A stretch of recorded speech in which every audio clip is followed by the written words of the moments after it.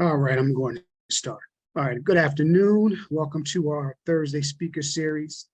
I am James Bryant, program coordinator at the Greater Baltimore Urban League.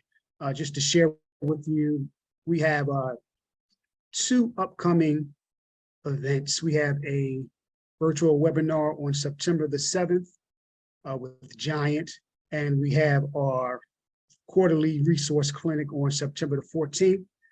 You can register for both at gbul.org.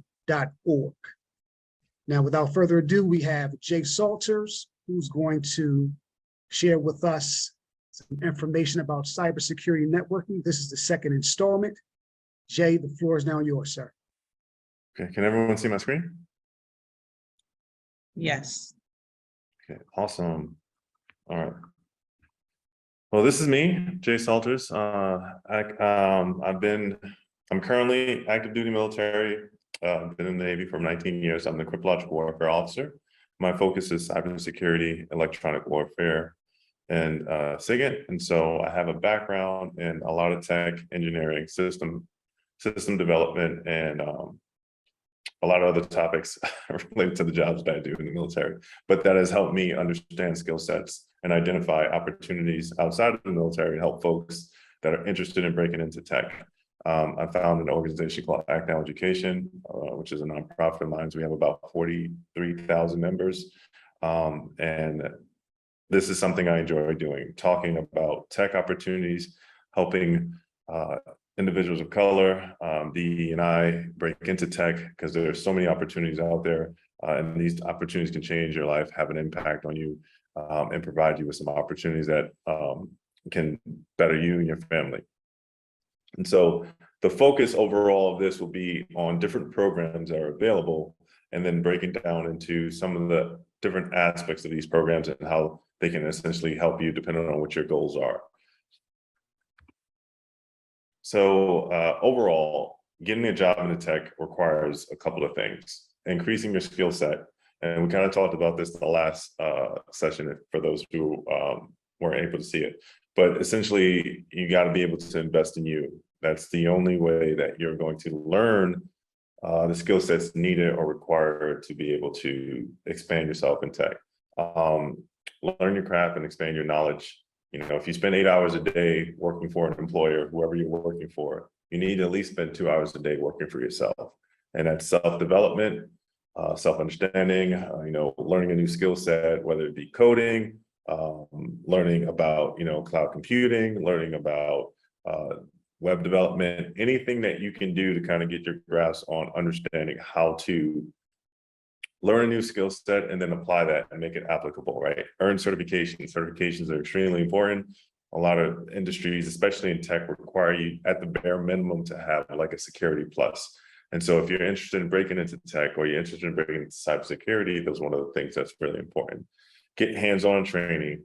Certifications that get you in the door, so will a degree, but they won't necessarily help as well as you having hands-on training, because that experience speaks volumes of what you can bring to the table for an organization. So you want to make sure that you collectively you're looking into doing certifications, and then you're also getting the experience to do hands-on. Now, for most people trying to get into tech, that's difficult, trying to figure out opportunities to learn skill sets by doing hands-on, because you're not sure what companies provide it.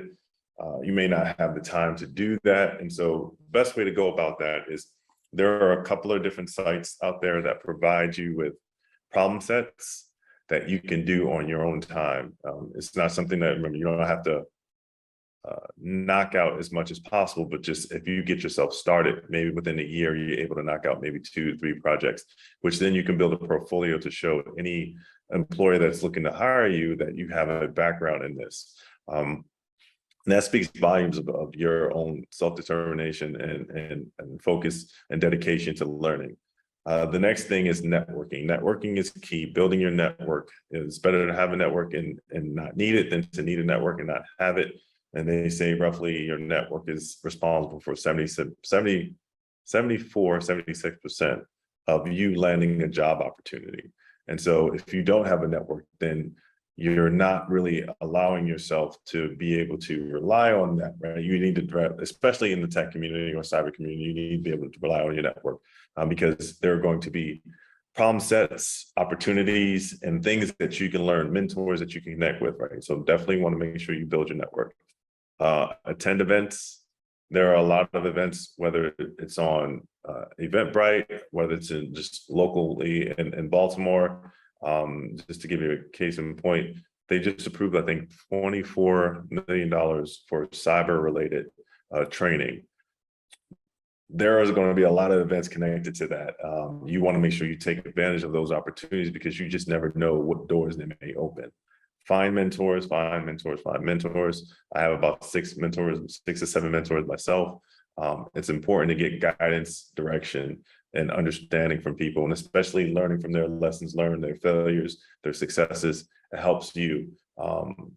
I wouldn't be doing anything I was doing now if it wasn't for some of the mentors in my life kind of guiding me directly. So I recommend doing that.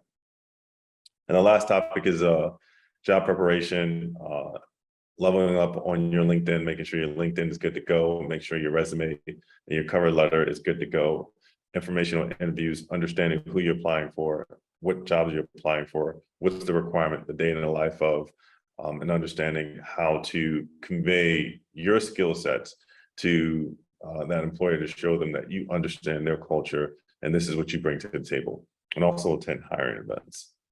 So those are kind of the key, I would say, the key aspects of getting a job in tech or cybersecurity. You really can't do one without the other. So collectively having that approach, and we're kind of going to break that down so we can figure out how best to apply. So one thing to note, right, and when it comes to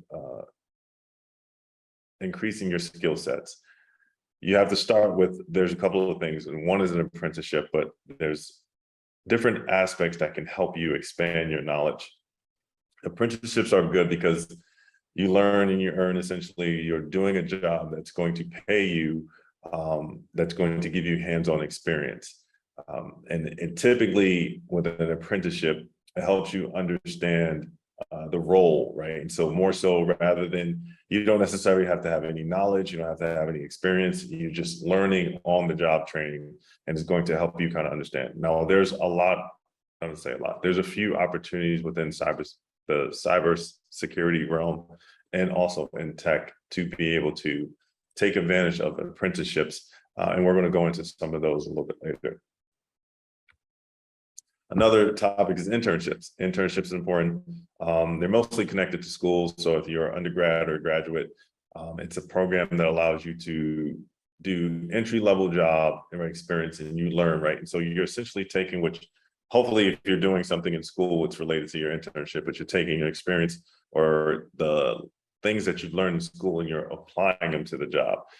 So there are quite a few internships available in the cyber realm as well, and we'll get into that as well. But the difference between apprenticeships and internships is apprenticeship is mainly like you have no experience, you don't necessarily need a degree, and you're just doing the hands-on job approach, whereas internships is you're going through some type of educational training, maybe working on your undergrad or your graduate degree, and sometimes they have PhD programs as well. And some of them may be paid and they may not be paid, but it really just allows you to get that experience outside the classroom and apply what you've learned through your degree. And some internships also come with college credits that you essentially complete a certain amount of tasks or months, or during your semester, you're doing this for a particular organization and you get college credits based off of what you're doing. And fellowships is also, focused on your academic experience. Your academic experience as well. It's heavily researched, so it's more so you're kind of filling a gap or a need that's needed from a school or organization, and they give scholarships to that. A lot of times when you hear people get like their PhD fellowship, it's them getting that funded because they're writing a research paper in order to support the school's mission set or whatever it is that they're trying to identify, as far as maybe like a paper on researching cancer, maybe a paper on a new tech device. And so having students kind of fill those gaps and writing those papers, doing the research and providing that information. It comes from the school, even though you've written it, it will be coming from the school, but that's the reason they give you the scholarship or the grant for that, in terms of you doing the work for them. So it's kind of pretty much like scholarships for service. You get a scholarship and you just have to do the service for it. Some key things to note when it comes to networking. So we just talked about the three aspects of raising your skills or increasing your skills. And like I said, going into the networking aspect, these are the things that you kind of need to be able to do your day in, day out when you're trying to develop your network. If you don't have one, this is a good starting point. You want to start with whoever's near you. Connecting your network, figure out what areas, especially in a particular field, what areas are you gapped in? You may have someone in your network that's familiar with that, or you may know someone that knows someone. Definitely search out your network, communicate with folks, express your interest, just to see whether or not you have someone that you can talk to about whatever career field you're interested in. Leverage your professional network. So if you're on LinkedIn and folks are connecting with other folks, it's an easy way to go bring up someone's LinkedIn profile and then search for a particular career field. And then if you have anyone in that career field, it would actually pop up. So you'll be able to see that and ask them questions. And that's kind of help you to kind of bridge that gap if you're not really sure about a particular position or a job. Building a strong reputation online is vital. You want to make sure that your LinkedIn or anything on social media is very presentable, because your employer or future employer will definitely look at that. And then understanding that the more active you are on LinkedIn, or the more active you are on social media in terms of employment, working on the opportunities that you're looking for, the easier it is for you to find opportunities. You want to make sure that you're connecting with folks, posting, replying to what people are saying, because that just shows an engagement and people are very much interested in it. And one of the things I tell folks is, if you are not sure about how to navigate into a particular career field, just kind of talk about what you've done. So say, for instance, I have no clue about anything cyber, but I really want to get into it. And I'm just starting to learn. So I'll talk about, okay, well, I've started using this website, and this is, and I would say, I'm looking to get into cyber and I'm just getting myself started and get my feet wet. These are the things I've done. I've used this website that's helped me learn more about coding. I've used this site that helps me learn about how to protect my network. And I've also talked to these individuals who provided me great feedback and information on things that I need to do to help bring up my level of knowledge. And I'll put that in there, right? And then leave that there as a caveat. So I'm telling people exactly the steps that I've taken to kind of help myself. But in the interim, like what I'm really telling people is, I do that and say, I'm looking to break into cyber. I'm looking for a career field. I'm looking for a job. But rather than me saying that outright, I'm saying it in a way that's also beneficial to other people. Because when other people are interested in doing the same thing, they will see that post, they will like that post. And it's happened to me a lot. And I've shown a lot of people to do this. They'll essentially respond, or they'll save it, or they'll share it. And that will also expand out of my network. And so other folks will see that, right? Because one, the post is helpful because it lists exactly what I did to kind of start my ball and get the ball rolling into cyber opportunities. And then two, it also shows people that I'm willing to do whatever I need to do in order to learn to gain the knowledge that I need. And so it's helpful in that sense. So it's an easy little post trick. Just put that out there and you'll see people respond.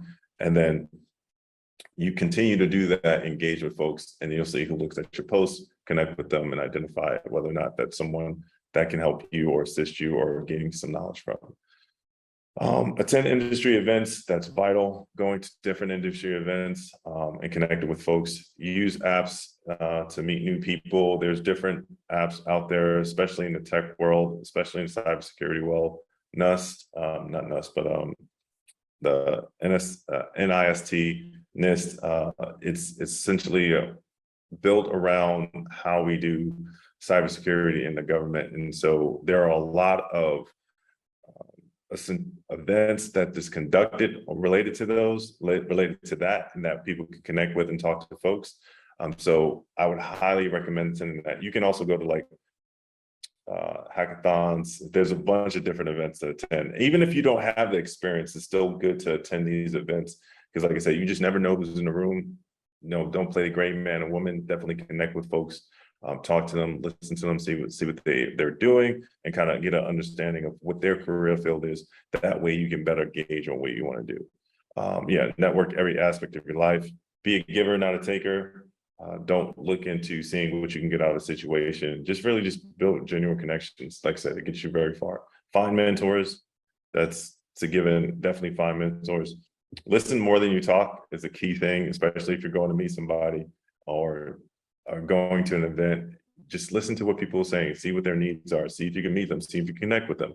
I've done this quite a bit. I don't, I'm not the type of individual when I go to an event, I hand out a bunch of business cards. I'm really there just to build relationships. So I listen to what people say, how they say it, what they're talking about. If there's something I can assist with, I definitely can, but I'm not necessarily like, okay, what can this person do for me? I've built some of the best relationships I've had in that manner, and it's worked out in my favor because these folks have been the same way to me. And anytime there's something going on with business or development, they reach out to me and say, hey, Jay, this is going on. Do you want to go, or can you support, or this is the opportunity that we have. So it's really great. Be consistent, definitely be consistent, and be true to your word. Absolutely. So job preparation, you want to proofread everything when it comes to any documentation or anything that you're writing online. Definitely make sure that you go through it. Tailor your resume and your cover letter. And we kind of talked about that last time. Make sure you reread your job post. So if you're posting, hey, I'm looking for an opportunity, and then the way they say, or this is what I'm doing, and I'm looking for, I can't wait to break into tech, or can't wait to land a job. Make sure the verbiage is pretty good, and you check any grammatical areas. Proofread your LinkedIn profile. There's a lot of people who don't do that.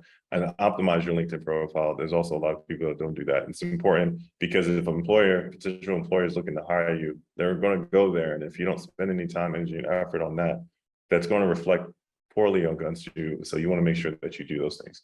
Clean up your social media profiles. Don't post anything that you don't want people to see. That's outside of your network, right? And the internet, nothing goes away. I can tell you from the cybersecurity perspective, nothing goes away. So make sure that you do not post anything that you don't want up there, or that can later come back to you, haunt you.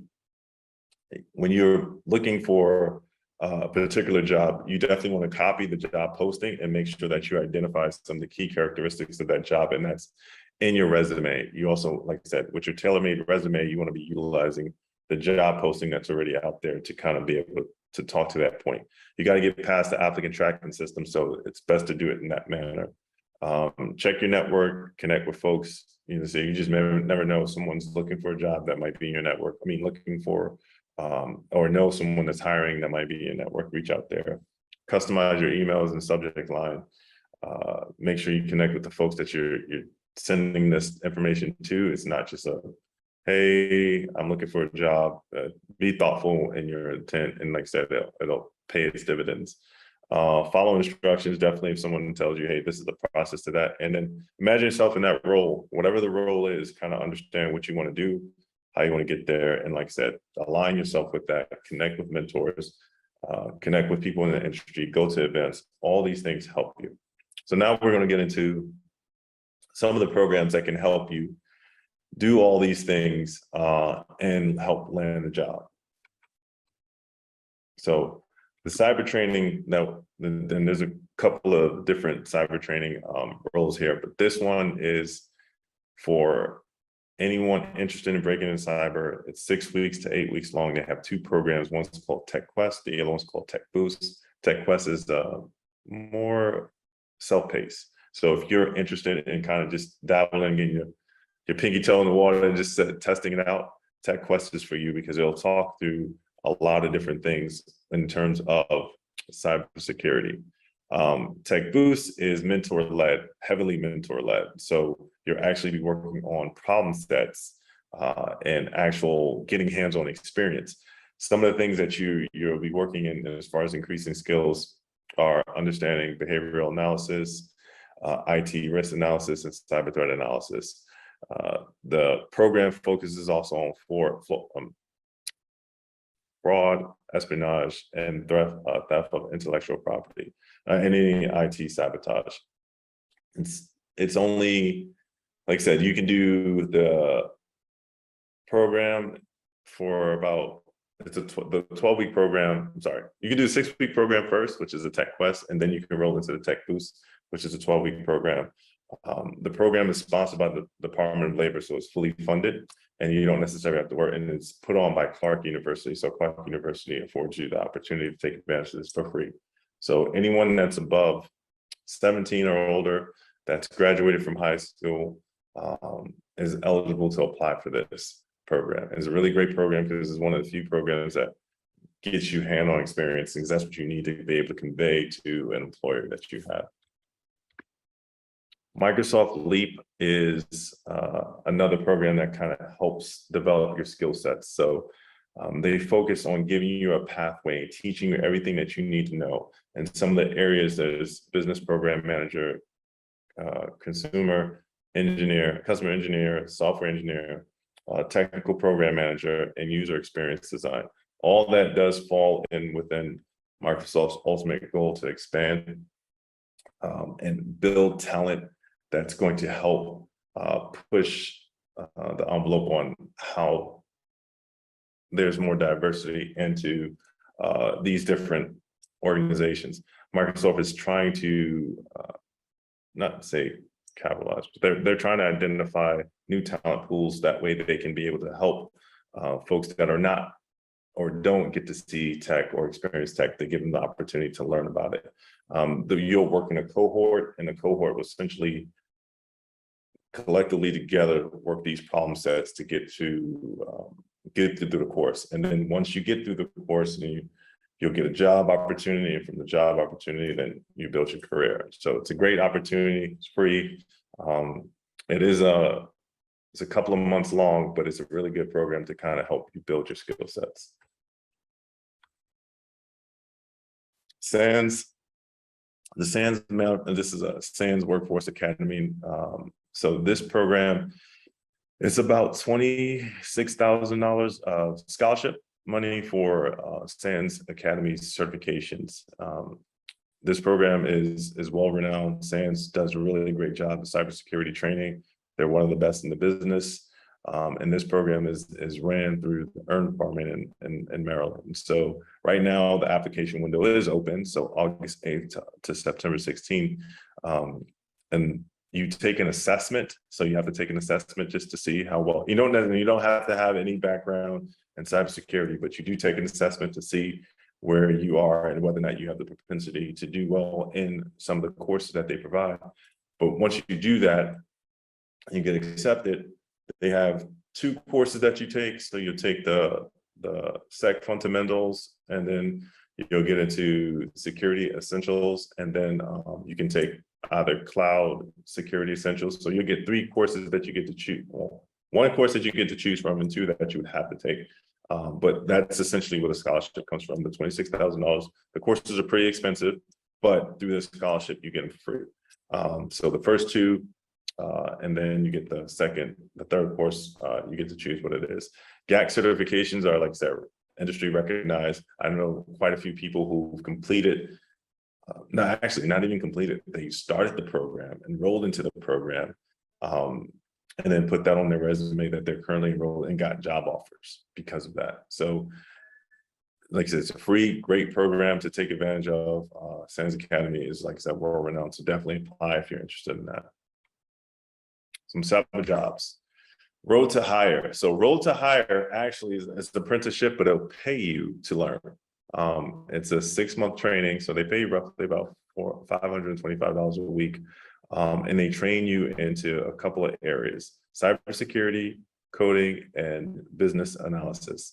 With the cybersecurity, they provide you with CompTIA Security Plus certification, network fundamentals, and then it goes over some of the threats, attacks, vulnerabilities. Business analytics go into Excel and SQL. If you learn SQL, it's a really, really good language to learn, because essentially it's one of those foundations, and a lot of job opportunities do have requirements for SQL. And then the last one's coding, and they go into a lot of different opportunities with HTML, CSS, JavaScript, React, MySQL, and then they go into Jira training with Agile and code reviews. Agile training allows you to develop websites, do web dev, and it makes it more convenient. But this program, once you complete the training, they line you up to a job opportunity. And they have employers like Bank of America, Red Ventures, and many more.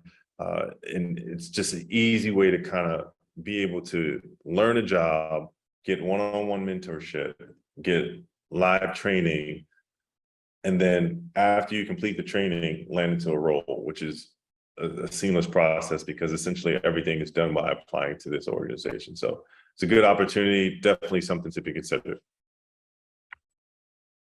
Empower, talked about Empower last time, but I definitely want to bring it up again because, like I said, it's a great resource. Not too many people take advantage of it. It's a 16-week program, and you get certified in different certifications. So it says here, we have CompTIA A+ and IT fundamentals, and then you have the Google IT support, which is actually worth college credits. So if you have a Creditly account, you can get college credits for the Google IT support. I believe it's 12 credits, if I'm not mistaken. Then you have Cisco and AWS. This program, you have one-on-one mentorship. They provide you with some guidance. I believe they also give you a free business suit or business dress to prepare for any of your interviews. And everything is built for young adults and veterans and military. So you'll have some young folks in the class, and then you also have some veterans, which senior folks in the class as well, just to be able to work together to work through some of the training, the course, and the certifications. And that's a good environment to kind of work from, because you got to understand some people have different aspects, and collectively trying to solve a problem together makes it a lot easier. You don't have to have any IT or cybersecurity experience at all, and this program have proven very beneficial. I've known one gentleman who's taken advantage of this program.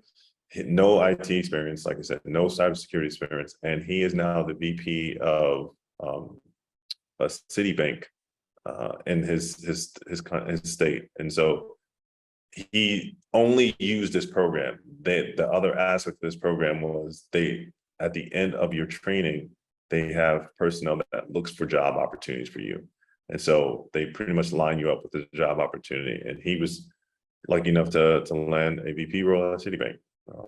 And yeah, so he wasn't aiming at that, but that's what happened, and it worked out. And so that's why I said, make sure you utilize some of these programs. You never know where your career will take you.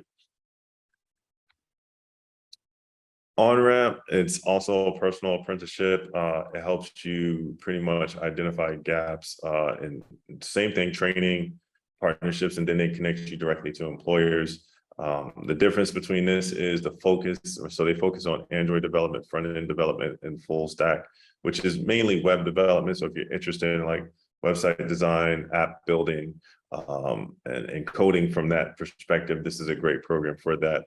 A lot of these programs do offer, not I wouldn't say guarantee, but they pretty much have good relationships with employees, so that as soon as you finish the program, there's a pipeline that you can go into to seek gainful employment. And so it's really good to have some of these programs, or take advantage of some of these programs, because it provides you with that unique factor of being able to know that you're going to learn what you need to learn, and then you're going to get a job on the back end. So Multiverse is another apprenticeship as well, but it provides you with projects, hands-on experience, and then you can do a multitude of different fields. And so you can do the project management, your business, digital business accelerator, software engineer, digital marketing, and data fellowship. This is also another organization that focuses on pushing you into a career field. So by selecting any one of those increased skills, they identify what companies or opportunities may be available for you and help you kind of walk that in and find that opportunity and land that job. So Springboard is a really unique organization as well. They guarantee you a job. They build up the skills that you need. They give you Security Plus. There is, I want to say, like, once you land the job and once they find you the job, there's a commitment fee. So they ask you to pay a certain amount of money. I believe it's $16,000 for the year, but that's only if you land the job. So that's roughly about what, $400 or so a month based off of you landing this job. So if they claim that you go through their training, you receive their training, and then you get the job. They will get you the job, and then from that you just pay for that. And there's a lot of programs that do that because they want to be able to help you get into the role. And most of their students typically make anywhere from, I think, 35% to 60% more, just based off of the type of jobs. So cybersecurity is one of them. So they guarantee you a job in cybersecurity if you're interested in that. So it's a great program, and also the one-on-one mentorship. So the program is free up until the point that you get a job. Then you would pay them for that 1 year, and then you don't have to pay them again, but you have the job at the time. All right, let's talk about cloud training.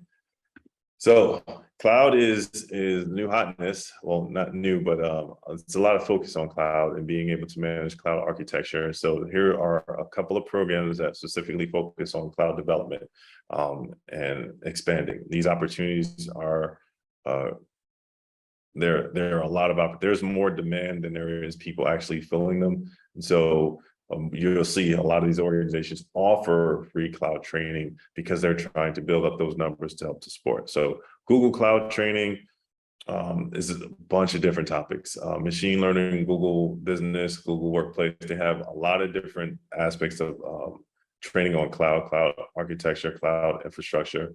The training is free, the onboarding is free, the program is free, and they provide you with the Google Cloud Fundamentals, which is actually a badge or certification that you can get for free if you complete all the training, and then also have labs, hands-on experience. They have mentors that follow up with you, talk to you about these programs within Google, and then give you their experience working for Google. So it's a great program to kind of touch base with for the cloud on board. If you're interested in getting into cloud, there is some coding involved, so you should understand coding, but it's not as it's not like the coding is the main thing that you're doing. You're really just helping build architecture. So it's, for those who are not familiar, cloud is a way that you essentially manage data remotely. So if you have an iPhone, it goes to the cloud. It's not necessarily just going in thin air. It's going to some server somewhere where that information is being stored. And managing that system is what cloud is, being able to understand that. And as you see, data storage is key, data is key. So understanding those opportunities and taking advantage of them, they're great. Typically, the salary is for cloud engineers or architects is well over 6 figures. And so you don't necessarily have to be a cloud guru, but you go through the process of learning, getting the certificates, getting a certification, getting the background in it, getting hands-on experience, and then that can expand your career field. Oracle, they have Oracle University for cloud training. They train you on a multitude of topics. It's all free. It's digital learning, so you can learn skills, get credentials, and it provides you with free training for that. It says IBM in there, but it's supposed to say Oracle. So bear with me. But yeah, it's something that you can learn a lot from because their mentorship relationship, and then going through some of the topics that they have. Like I said, you see off the right-hand corner, it's a lot. You know, infrastructure for cloud foundation, data management foundation, all these different aspects are needed. There's about 5 companies that focus on cloud, that do cloud realm that are like the prime cloud companies, and we're going over them now. So Google was one, Oracle is another one. IBM is cloud is the next one. And so IBM also has their free digital training. And like I said, all this stuff is free. It doesn't cost you any money, with the exception of that one program that if you get picked up for a job, you have to pay it back. But that's what I said. You should never pay for any certifications or anything like that, because you can learn all this stuff for free and then use that to add it to your resume. You can go through this course and say, I've been through this course. This is the things I've learned. And then some of the courses, like I said, provide you hands-on experience, so you can use that to kind of talk about your experience. But yeah, IBM has their cloud programs. These are the sections that they have them in: tech advocate, professional architect, professional developer. There's a lot of different topics that focus specifically on cloud. So cloud is a vast growing field. And I would say anyone that's interested in breaking into tech or cybersecurity, that is the way to go. Now, we have AWS Cloud Quest, which is a program that kind of helps you develop a fundamental understanding of cloud. It's supposed to be meant in an engaging way. They teach you everything about their service. Now, all of these different cloud organizations have their own versions of what their cloud is. And so you're learning specifically about their cloud system. So AWS does not match Oracle, that does not match Google. They have their own names for their components, their functions and features. And so you're just essentially diving in.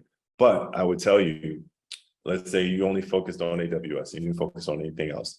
AWS is one of the leading cloud companies as it stands. But because you have a background in one cloud also translates to other companies, because you have the ability to learn. It has almost the same approach, right? And so I've seen multiple times people who've only done AWS, but they got hired to Google, which is a whole completely different cloud system. But the opportunity was still there for them to do that. And so it's a great opportunity. A program aside from Cloud Quest, which Cloud Quest is for anyone. And like I said, it's a gamification. AWS has She Builds Cloud Practitioner, which is a free 8-week program specifically geared towards women, helping them get into tech. They provide you with mentors, they provide you with guidance, careers in tech, and then go through the cloud process and you get certification. Currently, I think one of the classes currently going on right now, but in October, they should be rolling out another class. So it's a great program to take advantage of. And like I said, it's free. Azure is Microsoft's cloud. So if you hear anyone say Azure, it's specifically focused on Microsoft's cloud, but they have a 30-day challenge, which you essentially spend 30 days going through the programs that's listed on the right. And if you complete any of those in 30 days and get the certification, I mean, you complete those in 30 days, you'll be able to get the certification and test for certification and earn a certification for free. Microsoft always does different challenges, which is really good because you don't essentially have to pay for certs. And when they offer classes, say for instance, if they're offering an Azure class, you can take that Azure class, and at the end, they will give you a voucher. So Microsoft's pretty good at providing with certifications for free.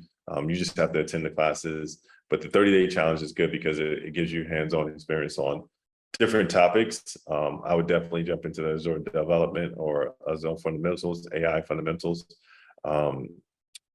because those are some of the starting grounds, and you can determine whether or not this is something you're interested in. But like I said, cloud is a growing market. So you get this experience, you have this under your belt, you can translate that to a lot of other things.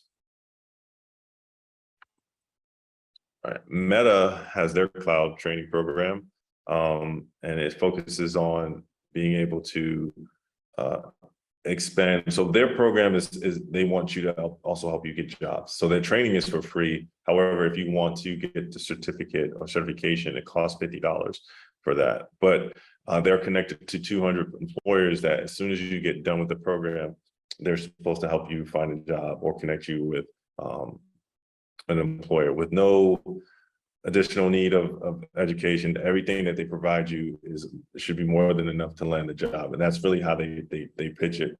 You complete the class. If you want to earn a certification, you can, and then you can translate that into an employee that's going to hire you, that's on their list of 200 employers.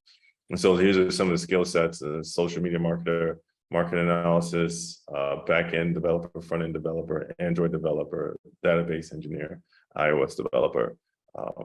And like I said, it's a free program with the exception of the certification, but it does provide you with this experience. Now, all I'm doing is going over these different programs that help you understand the market, how you can gain skills, and then land job opportunities. For the most part, they're all free. And so I try to push the understanding of whatever it is that you want to do when it comes to tech, as long as you're willing to do the work, as long as you're willing to kind of focus on understanding your areas of weakness, your gaps, what you want to learn, and then applying yourself, there's opportunities to be had. There are more jobs out there in cybersecurity and tech than, like I said, there are people available to fill them. And so knock out some of these courses. And if it doesn't work for you, if you, like, say you do the MetaCloud training and it doesn't seem like it's something of interest, then try something else. But there are a lot of opportunities and it's limitless. So definitely apply yourself. All right, questions? Do we have any questions? I know it's a bit, but what we have, Carnell and Ariana, do you guys have any questions? It's Ariana. I don't have any questions. I know that I did take advantage of the Google one, so I just got my acceptance to start my class on Tuesday for professional data engineering. So I plan on taking every opportunity for everything I can get my hands on. And you got that one from the last session? Yes. Yeah, that's a good one. I'm also in that program. I'm in the cloud architect program, but yeah, I start the same thing, start like in a couple of weeks. But yeah, make sure you put that on your resume, and then when you're going through the course, the instructors connect with them, kind of get a day in the life understanding what that role looks like, and then what those opportunities look like. That way you can build up those relationships and those networks, so you can identify, okay, there's a job opening, I want to take that. But that's the main reason is those two phases that you go through. The first phase is seeing if you can learn the skill sets. Once you get that past that phase, then the second phase is applying that and then getting certification and then the job. So yeah, absolutely. And actually, Jay, I have a question for you. Sure. Yeah, I was just wondering, what's the average salary for those who may be interested in the positions connected to the cloud? So I'll give you an example. The program that me and Ariana just signed up for is the Google Cloud program. And so I signed up for Google Cloud Architect, and they also have Google Cloud, I think, associate engineer associate. And then what was the one that, I forgot the name of the one you signed up for? Professional data engineer. Yeah, professional data engineer. So the different salaries between them, I know Google Cloud Architect is roughly about, I think is 120 to 190 or 180. Associate is, I believe, 90 to 150, and the one Ariana signed up for, I think it's right at like 180. I mean, sorry, 80 to 140. And so, like, you don't really, like I said, you don't really have to have, because the cloud is relatively new, so they're not expecting you to be like a cloud guru. You're going to learn the job as you go, but the salaries are there, especially if you are in that area, like Maryland area, the DMV area, pay is there. Appreciate that information, Jay. Absolutely. Any other questions for Jay? Yeah, this is Carnell. How you doing, Jay? Thank you for the information. Good. Quick question. Any of those programs that you would recommend for someone like myself that's already working in like say a 40-hour-a-week job, where don't necessarily have the time to do an apprenticeship without leaving my current situation, but want to get into the business? I would say the Cyber Workforce Alliance, because that's only 2 hours out of the week on Wednesday, and it's in the evening. I think they start at 7 p.m. and they end at 9 p.m.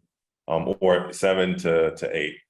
But what that will do is that will give you some experience. And I can tell you this, I know the last cohort that graduated, there were about maybe 40 folks in there, and some of these individuals never seen the word cyber in their lives. And they went through the process, went through the program, got the hands-on experience. IBM requested to hire all of them. Okay. So it's either IBM or Booz Allen, one of those companies, but one of the defensive contracting companies that I hired. And they told me, I was like, that is crazy. And so there are, like I said, there are opportunities out there because people are looking for that talent, and the demand signals out there. I also know a good friend of mine, he's I guess he's what you call overemployed. He works 3 different jobs, 2 cloud jobs and one developer, but he doesn't, it's like a total of 28 hours or 32 hours a week, but he gets paid well over 500,000 because of those jobs. No, sorry, well over 400,000 because of those jobs. So yeah, he spends time doing one of the jobs, doing the coding for it, and then he does the other job. He doesn't miss any of his meetings. He makes sure his time is set up, his schedule is set up. But I was just like, man, that's crazy. And you don't even work 40 hours a day. 40 hours a week. So there's opportunities out there that you just, yeah. And that's what, so yeah, just thinking about, where I am with family and all those other things and time, with my kids, and then knowing a couple people already in the business as well, and then making a transition as an educator, teaching students and teaching teachers to teach STEM education. It's like, okay, it might be time for the next challenge. So just trying to figure out how to make a trend. Yeah, and I said, it's just gradually, like I said, if you take advantage of that one program, that'll start you off, and then I can definitely follow up. But I promise you, probably by the time you get through that program, you'll be able to see it open up doors for other opportunities. I know that they're considering bringing on, for the Cyber Workforce Alliance, they're considering bringing on Security Plus and Pen Testing Plus as a benefit if you complete the course. Like I said, these courses are not extremely difficult. Like mostly you have to do is show up and then, work with your mentor. And the mentor is someone already in the cybersecurity field. So your mentor is guiding you, and he's telling you exactly, because you're working on a problem with your team. Your team is like a cohort of 6 folks. And he's guiding you on, okay, this is how you get through the problem set, working with you, providing you with solutions. And then collectively, as you get through the process, you start to knock out different projects. But I would say that, and then like any program, that the other programs guarantee you employment, so you can do those programs as well. And there are only a handful, I think, like the one I showed you, it's not a lot, but it's $525 a week that provide you with training. But as a family man, yeah, you won't be able to swing that one because that's some hours, and 6 months that's not enough to push it. But I would definitely start with the Cyber Workforce Alliance. Okay, definitely. I'll look into that. Thank you. Any more questions? Was it helpful? I know it's a lot of information. Like I said, it's just, there's so much more. There's so much more. I was like, I had to cut this down quite a bit. Oh, that's fine, Jay. I mean, the beautiful thing is that I'll edit this video and post it on gbul.org.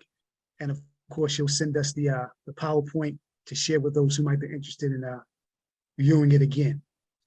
Yes, absolutely. If there are no more questions, thank you everyone for attending. I did place in the chat. Go ahead.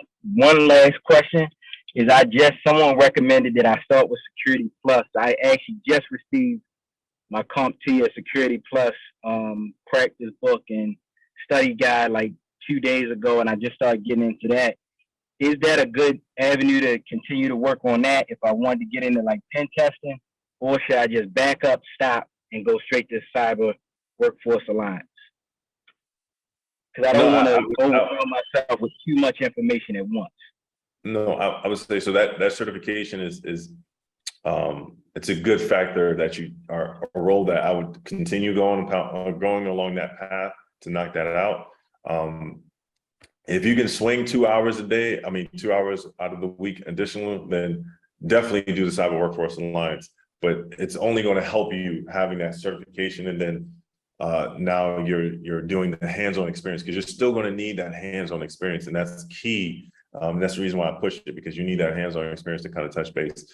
But yeah, you do that, and then what can help you is what's it? And YouTube, Professor Messer, he's the truth when it comes to Sec Plus. Many people have passed their exam with Professor Messer's information that he provides online. So I would highly recommend looking him up as well. And most of his materials is free, like I said, on YouTube, that can help you. But yeah, I would try to do them both. I know it'd be a lot, but believe me, like, it'll be worth its weight once you get through that process. Then you'll have Security Plus, then you'll have that, and then you can do the pen testing. And like I said, or if you want to go a different route, you already have Security Plus and some hands-on experience. So you can start looking for jobs right then and there, right? And so you already have what you need, but you can continue pushing your career in different venues. Okay. Now, Jay, Thank you. go ahead. And Jay, you mentioned Professor Messer. How do you spell the last name? Yep, Professor Messer, it's Professor Messer, MESSER, yeah. You'll see IT certification and training CompTIA. Okay, appreciate it. Any other questions for Jay? Was this helpful? Yes, it was. Yes, it was. Yeah. Thanks for sharing this great information, Jay. I did place in the chat Jay's first installment on the cybersecurity networking webinars up on the gbul.org website. I placed the link in the chat. Also, if you guys want access to the PowerPoint, that PowerPoint, just email us at workforce@gbul.org, and we'll send out that PowerPoint. I can actually upload it here, I believe, in the chat if you want to do that. Well, I can send it to you as well. But, yeah. Okay, yeah, you can do both if you choose to, Jay. And this video will also be edited and placed on the gbul.org website as well. So if you guys want to revisit this actual webinar, you can do so as well. All right. Once again, thanks, Jay, for the awesome presentation. Each and every one of you, take advantage of the information provided, and everyone have a phenomenal and prosperous day. Excellent. You too. You too. Thanks.